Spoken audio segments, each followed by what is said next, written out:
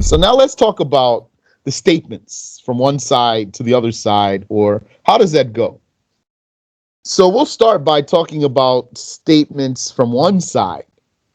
That means the other side doesn't have to verbally respond. That includes lending an item that requires for it just requires for the one who's borrowing your item to be specified. Who are you lending this item to? Then this one, it's enough for you to say, I lend you this. And then he can just take it without saying, I accept. Also, authorization. You say to a person, I authorize you to do such and such for me. That's explicit. Or you might say implicitly, do such and such for me. Take care of this for me. That means I authorize you. That's valid. And the other one doesn't have to verbally say, I accept. It's enough for him just to do whatever you authorized him to do. And the authorization can be written. So it's valid to write the authorization to him. He receives the letter and then acts on your behalf. Or for a third person to convey that authorization to him. And we have a little bit more details there. I'll skip those for now, though, inshallah. Safekeeping also. That's if you said to the person, hold this for me. That doesn't mean use it. Just means guard it for me. Put this up for me. Put it away for me. All those statements, those are all valid. And he doesn't have to say anything. He can just take it from you and put it away properly. If it gets damaged because of negligence, then he has to pay you back. We'll talk about, inshallah, reimbursement at the end of the booklet. Number 4, 2 or 3 divorces in one statement are valid by consensus. Explicit or implicit, conditional or not. 2 or 3 divorces in one statement doesn't require an acceptance. In one statement, so if he said, I divorce you twice, I divorce you thrice, that's explicit. And if he does it twice or thrice in one statement implicitly, then it needs an intention. That's your case of when he says to her, I divorce you, I divorce you, I divorce you. Seems some people have a misconception here. Their belief is that in order for the divorce to be valid, you have to say this sentence 3 times to enact a divorce, a single one. So that's misconception. So if he said, I divorce you, I divorce you, I divorce you, and he means, I divorce you once, then it's 1 divorce. If he means 3 times, then it's 3 divorces. 5, for offering a reward. There is a reward of such and such for whoever returns my lost thing, or for whoever does such and such, whoever builds a fence around my house, for example. So the statement is from one side, your side, you announce there's a reward for whoever does such and such. Then if someone does it without saying, I accept, then you have to pay him when he does it. What if you change the price before he did it, before he finished it? So when we get to the chapter on offering a reward, then we'll see, inshallah. But the point here is just the statement. It's enough to offer, and then the other one can just do it, and that's valid. And 6 is an explicit endowment. Endowment means the waqf, which one might call a dedication, and one might even call Islamic philanthropy for those of Muslims, those of you who have money and you want to do good things for the religion with your money that Allah gave you. Then you can do, if you're able to waqf, then that thing's going to be dedicated, whichever way you dedicated it. Like you dedicated a plot of land or a masjid, for example, or a well or the likes. So this philanthropy, this Islamic philanthropy here, an explicit endowment is like, I now dedicate this building as a masjid. Implicit, so this is an endowment, doesn't need another one to say, I accept. So it's just coming from one side. That's why it's here. Implicit with an intention is like, I now give this building to the poor without saying dedicate. I now give this building to the poor. But it does require immediate acceptance when it's for a specific person. If it's for a specific person, I dedicate this to Fulan. Requires immediate acceptance. But otherwise, if it's not for a specific person, acceptance is actually not even feasible. When you say, I dedicate this as a masjid, then who's going to say, I accept? And to remind you of a case, where's another case where you have to say something verbally, even if there's no one else around and there's no one to accept? When you take possession of the lost and found item after you advertised properly for a year, then you're going to say, I now take possession of this item, for example. Or what else? You want to bring your wife back and there's no one else even around. You still say with your tongue, I now reinstate my wife. Okay.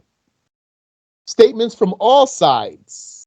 Now, why it's worded this way, all sides?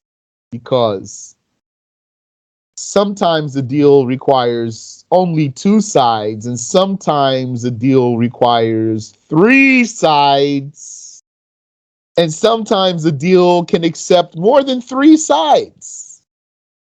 So this is a question. What's a deal that requires three? Requires, not accepts. Requires. Tell me a deal that requires three.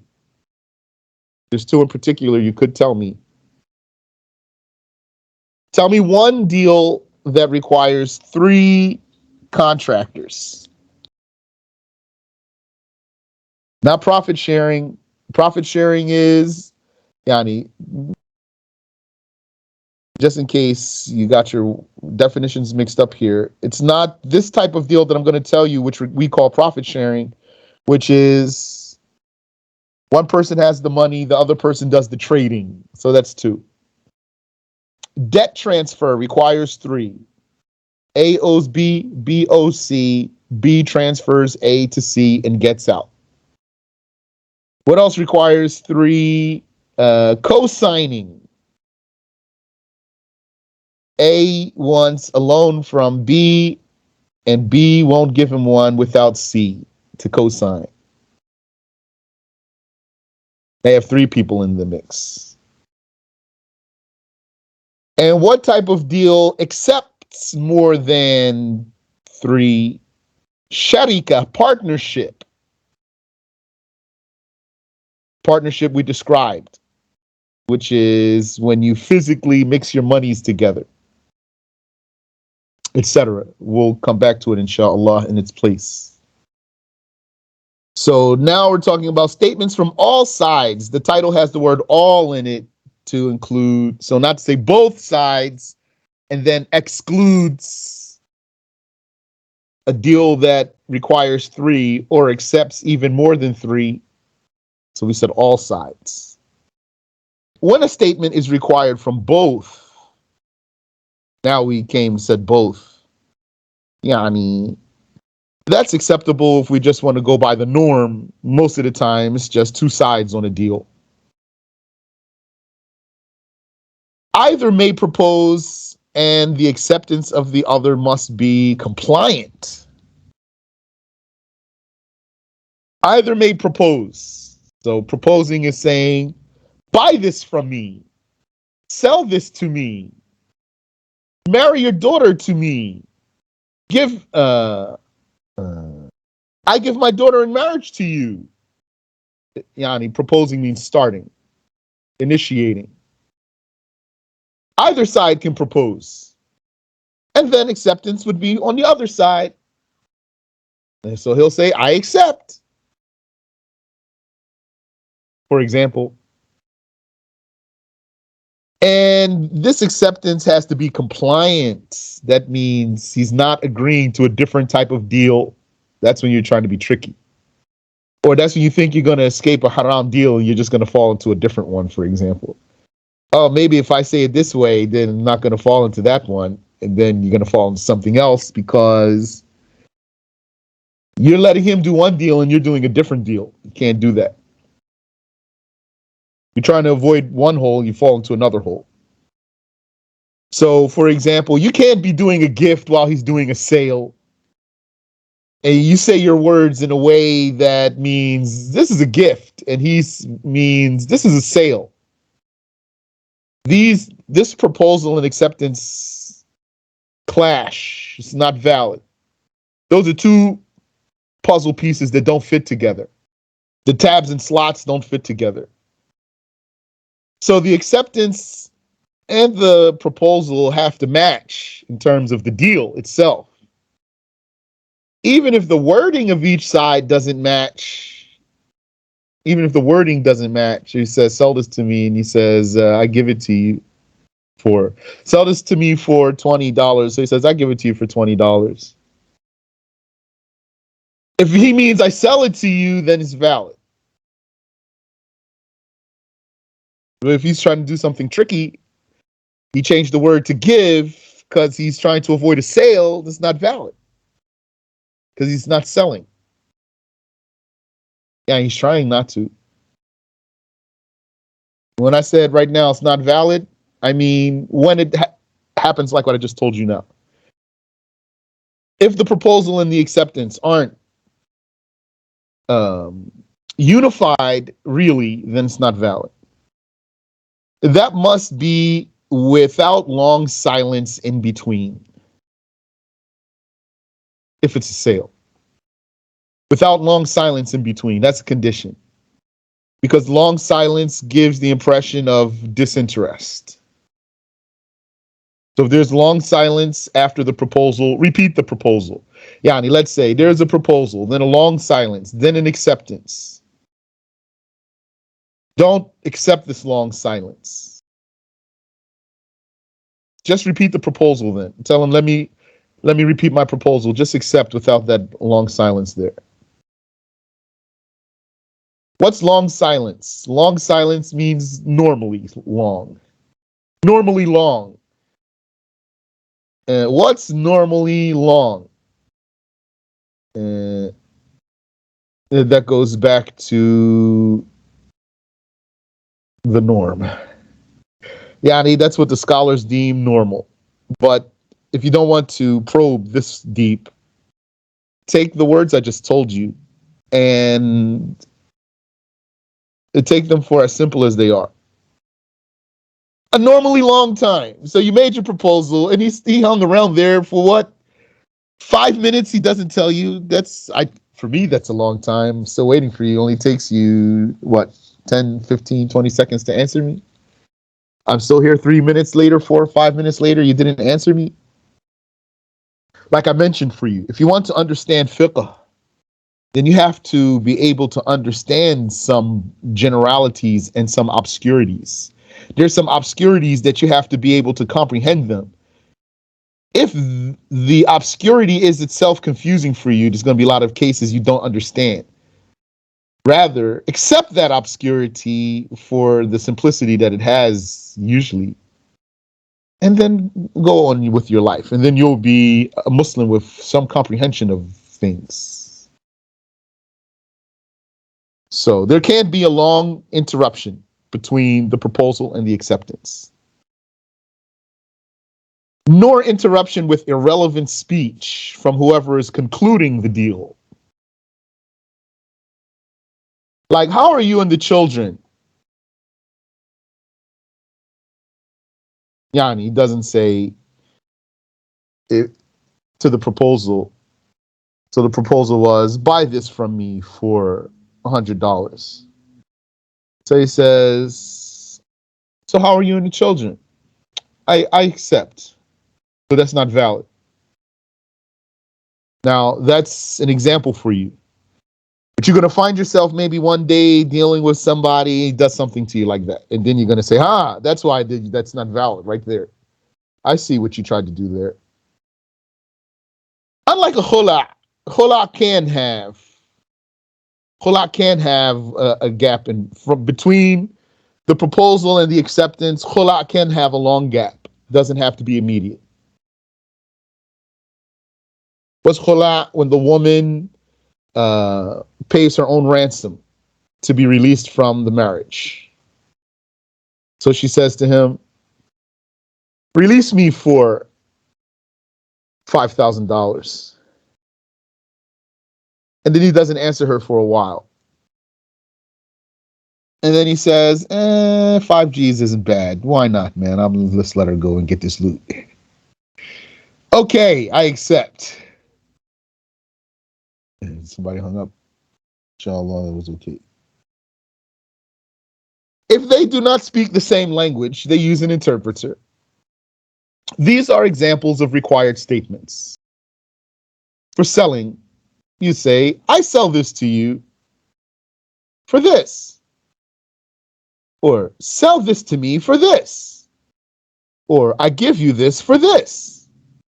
Or buy this for this. Or take this for this, etc. Acceptance is like, I accept, or I agree, or I buy it, or I sell it, etc.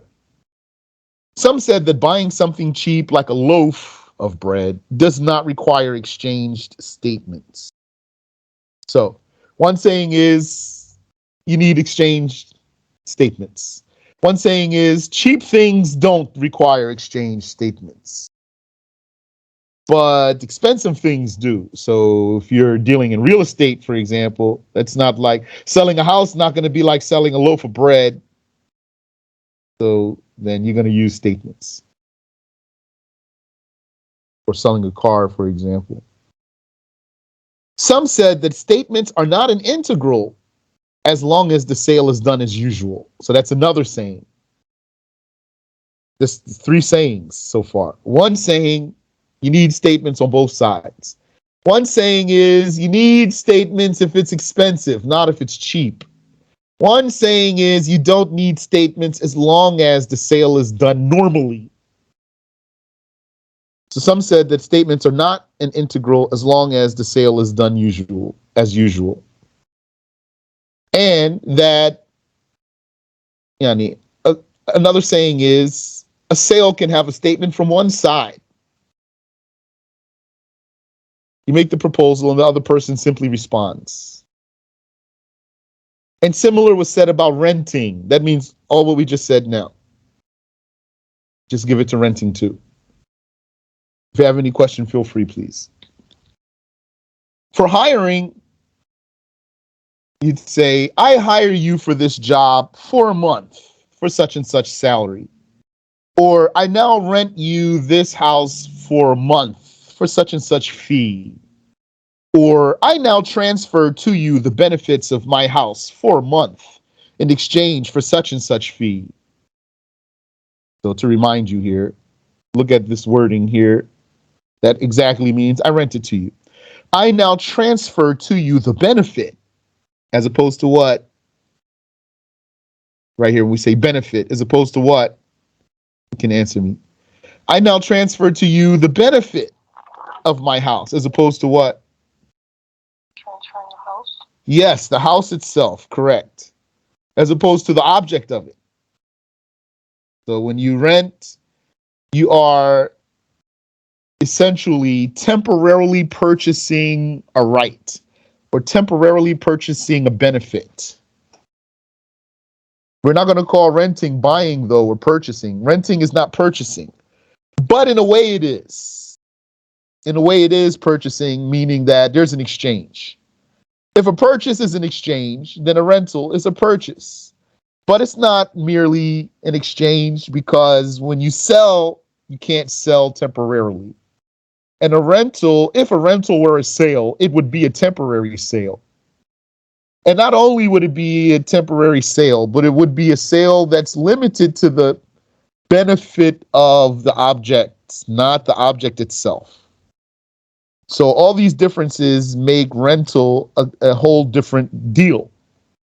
So if the words of one's contract were, I now transfer to you the benefits of my house. And then that kafir is looking at you like, okay. That's valid though, for a month in exchange of such and such fee. The other party says, I now accept, or I now rent this house for what you mentioned, or the like. It is not valid to rent or hire using the word sale because selling is not restricted by time. And parts and labor cannot be mixed. That's a saying. There's a saying that they can be mixed. It's not documented here in our book, though. For now, what's documented here is this. And even if you took a saying that you can mix the parts and labor, if you want, though, when you teach people, teach them this. This is useful for understanding deals.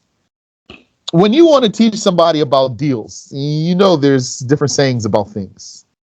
But you need to understand some of the fundamental points about deals that you want to teach them to people so they understand how deals work, even if you go by another saying. Or even if you want to teach them another saying, start with a certain way so that they understand how things go. Then after you give them the hard way, then once they understand the hard way, what one might call the hard way, okay, you understand how it works? Yes, okay. But now there's a saying that you don't have to do it that way. So this will make a person understand. So this way here, what's documented, and this is the original way, Yani, because two different deals. Parts and labor cannot be mixed. That's why it's important. This sentence is important here. Yani, we could put easy saying, parts and labor can be mixed. Someone might not, someone might get confused here when he tries to do it. Why parts and labor can't be mixed, according to this saying? Because they're two different deals. Labor means the work you're hiring them for. And parts is some physical object. We just said you can't rent the object, the actual object, you can't rent that. And as for the labor, his work, you can't permanently buy that. How are you going to permanently rent an object and temporarily buy labor? Doesn't work. So parts, that's some object you're going to leave with the person. So if you're providing the parts and you do the work, then sell them the parts and then do the work. Maybe he'll give you, or you give him an estimate. I estimate you're going to need this much material for this.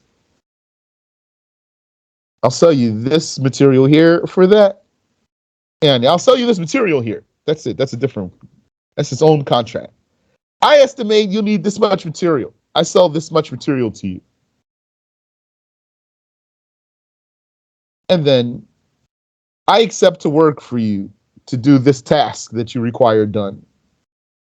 I'll use this material that you just purchased. Or you provide the material. Tell him, here's material for you to do this task. So parts and labor shouldn't be mixed. But they're saying that you can. And when we say parts and labor shouldn't be mixed, that's easier than what you might imagine. When we say parts and labor can't be mixed, that doesn't mean you have to give this unsuspecting person who thinks that they should be mixed a hard time and make him confused and make him doubtful about doing business with you. All you have to do is just tell him, like, you want to give him one price in the end? Fine. Give him one price in the end. Just tell him how you came to it. You're going to say to him, the parts are going to cost this much. I'm selling them to you. And Yani, that's like even indirect or not indirect, implicit. The parts will cost this much. It means I'm selling it to you. And the labor is going to cost this much. Your total such and such. No problem here. Marriage requires the terms inkah or tazweej or any translation, like marriage, matrimony, or wedlock. I told you nikah or ziwaj. It's written here inkah or tazweej. Inkah means to give in marriage. Tazweej means to give in marriage. Nikah means marriage itself. And ziwaj means marriage itself. Or any translation, like marriage, matrimony, wedlock. So you're going to say, I give my daughter in marriage to you, for example. Or in wedlock, or in matrimony. So it is not valid that she be gifted. It may be said, I now give my daughter or ward in marriage to you. Or marry your daughter to me, or fulana. Yeah, you know the word daughter here, that's just default word. And the other side accepts in the presence of the witnesses, not over phone or video. Because marriage contract requires a meeting of 4 pubescent men. A meeting, a physical meeting, not a virtual meeting, of 4 pubescent men. One guardian, or whoever's acting as a guardian, acting judge or guardian, 1 groom, and 2 witnesses. Female's presence is not a requirement. It just might be that her acceptance is a requirement, not her presence. Meaning she accepts her guardian or this acting judge to act on her behalf here. Her guardian is her attorney in the marriage, or this acting judge. If the dowry is not mentioned in the contract, she deserves the commensurate dowry. We talked about that.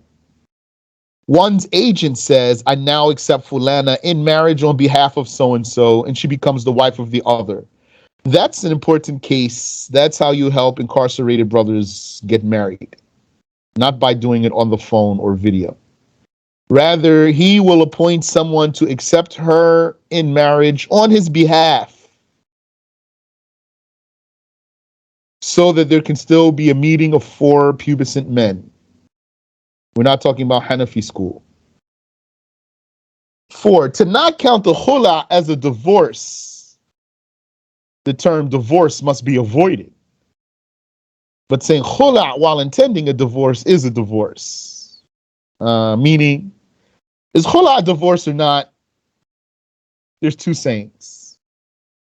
According to a saying, it is a divorce. It's a specialized divorce.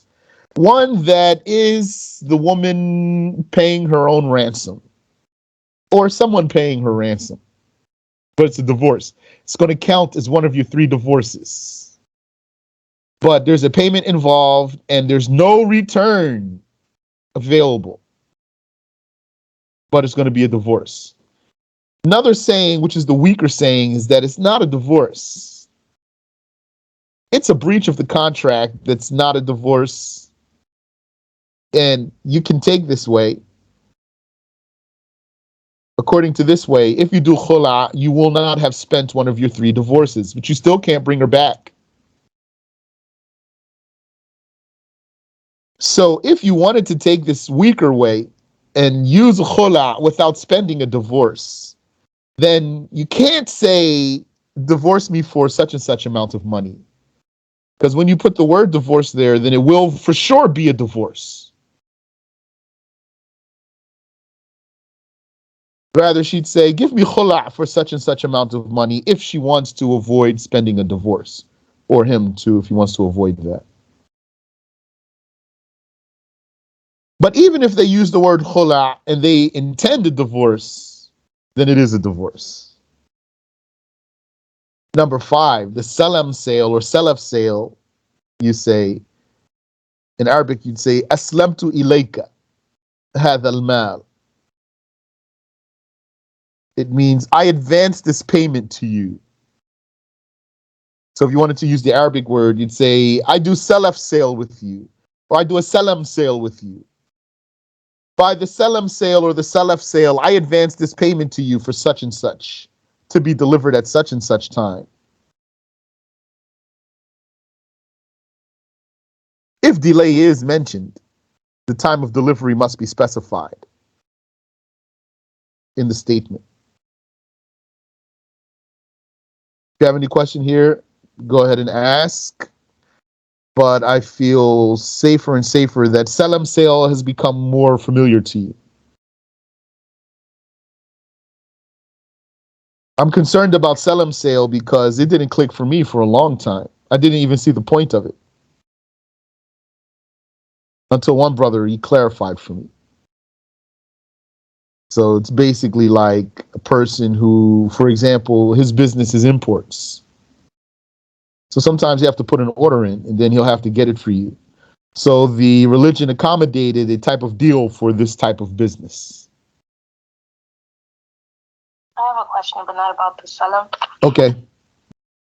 As far as the khula, if the woman specifies in that you said it counts as a divorce, would she be sinful for using that term, divorce?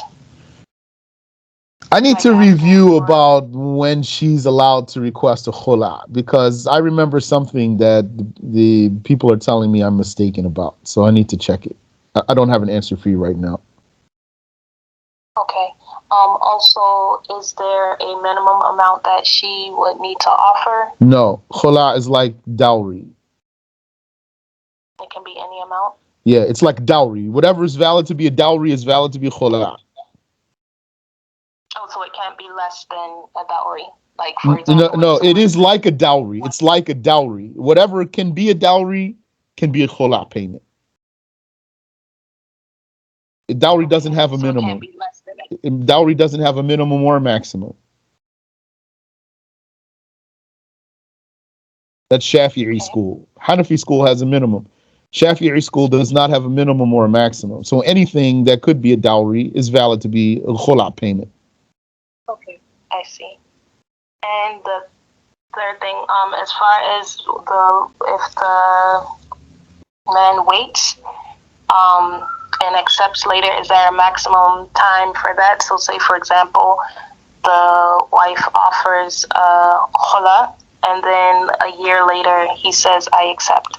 I don't know. I'll have to review that also. Okay. Barakallahu feek. Ameen wa fikum. Assalamu alaikum. Wa alaikum assalam wa rahmatullah. So if I hire an electrician to wire a building for me, and he tells me $15,000, and then I come to find out that he added the material in his pricing. So me being the one who's getting the service, how do I make that valid? You'll have to renegotiate with him,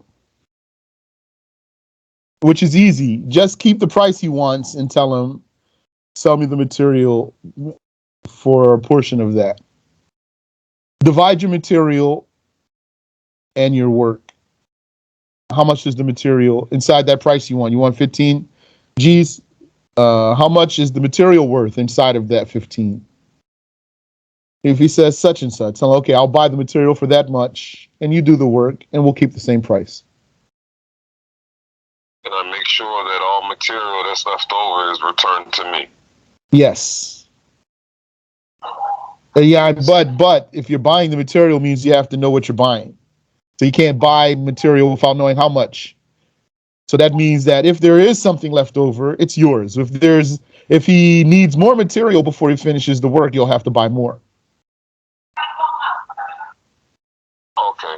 So the other thing would be if he does a markup on the material, is that allowed? What does that mean?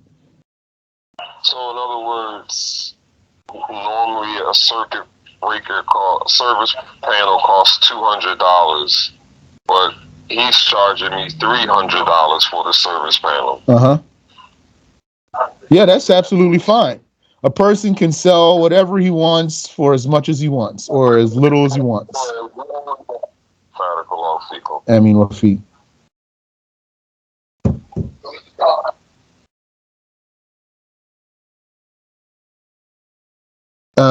So here, months and years, let me repeat, Bismillah, salam sale. The way to word it is like saying, and this is just an example, by the salam sale or salaf sale, I advance this payment to you for such and such. He might mention delivery or might not mention delivery. So if he says to be delivered at such and such time, then he mentioned it. If he doesn't mention when it should be delivered, then when is he supposed to get it? Now, this is like the dowry. This rule here is just like the rule for dowry. Now I'm going to ask you. Let me first put the question and then I'll ask you. If a woman gets married without mentioning when, not what, when the dowry is due, then when is it due? Yani, when does she deserve it? 10. She demands it. Yes, she deserves it when she demands it. Correct. Same thing here. So if you did this type of sale and you didn't say when it should be delivered, then you deserve it when you go ask for it. You say to her, is it there? Do you have it so I can take it now? Just like she'd say, can I have my dowry now? So if the delay is mentioned, then the time of delivery must be specified. Months and years are lunar, unless otherwise specified. Yani, if you just say, I'll deliver it to you in 2 years, that's valid. But if you don't say solar years, that means lunar years. If the place of the contract is not suitable for delivery, like a ship in the sea, or like in the middle of the desert, then they specify the place. And mentioning the term salam or salaf is a condition. What I just need to verify here is it like marriage when they say, or its translation? That detail, I don't have it. So if it's like marriage and the translation is enough, then you could say, I advance this payment to you for such and such. Like that, because that's what it means. Salam. Aslamtu ilayka or aslaftu ilayka hadha al-mal means I advance this payment to you. Sheikh, you said when she demands it? Yes.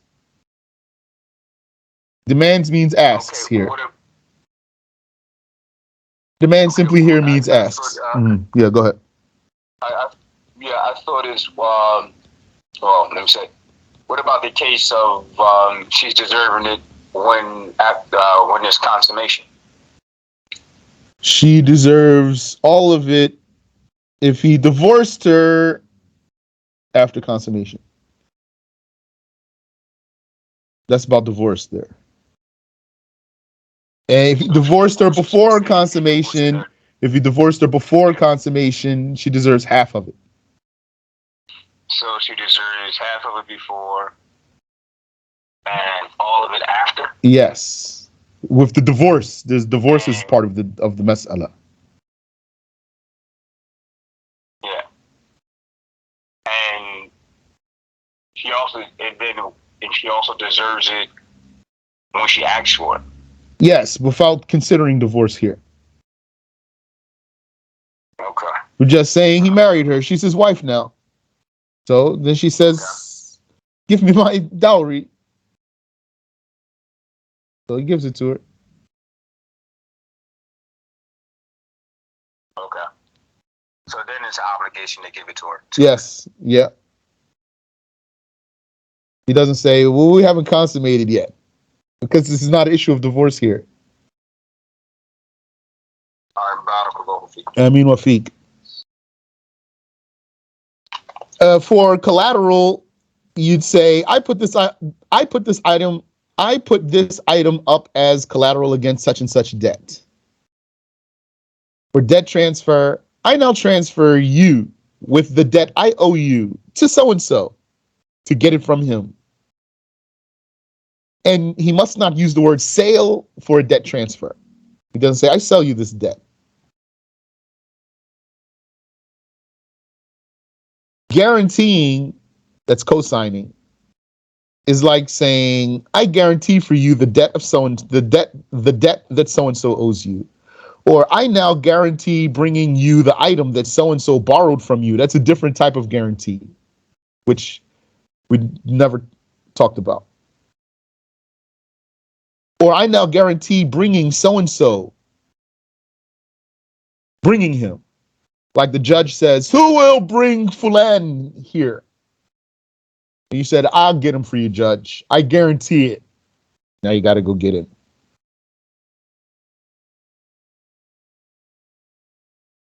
You have to, because you guaranteed. In profit sharing, the owner tells the worker, take this money and trade with it, and we will split the profits like this. And for tending, the owner says, tend to these palm trees for half the yield, for example.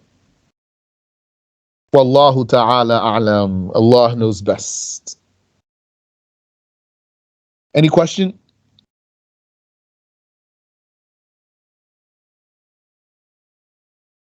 Going back to charity and donations. Yeah. Yeah, Shahid.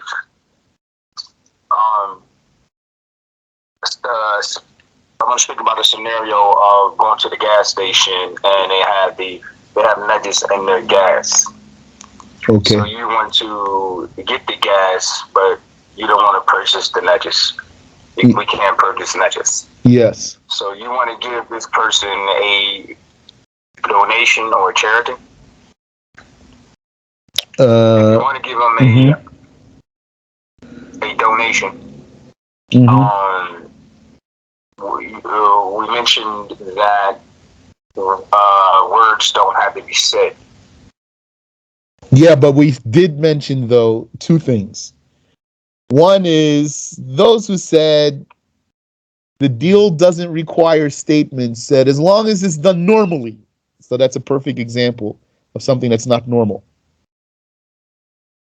Which is you give it to him as a gift and then he gives it to you as a sale, but there's no words between you. So that's not valid. Because his intention is a sale? Yes. Yes. Which is the other thing. I said two things. The other thing is when we said the proposal and the acceptance have to match. It's not valid when you're doing a sale, when he's doing a sale and you're doing a gift. Okay. So this would be a donation. It wouldn't be a charity, or could it be a charity? So the charity, you have three things: charity, gift, and donation. I didn't speak about donation today. I just said charity and gift. Oh, I mean, okay. Charity, gift, and donation. So if you want to let's take the word donation out, and you could use the word donation, but if you want for now, let's remove it. Let's say either it's a charity or a gift. Then whichever way it is, they look the same, just depends on your intention. If you're helping him, it's a charity. Yani, charity means a handout. And if it's for rapport, like to be nice to him, for example, then it's a gift. Okay. And what is a donation? Donation is like official, according to what I'm telling you now. I'm not saying these words can't be used more loosely, but according to how I'm trying to differentiate things for you, donation's more official. That means, like you say verbally, I donate this money to you, Islamic Association, for such and such, for example. Now that's a donation. So is a statement more? Yeah, it has statement. It's like a gift with a statement. Or a charity with a statement. Yes. Okay. Amin Wafiq.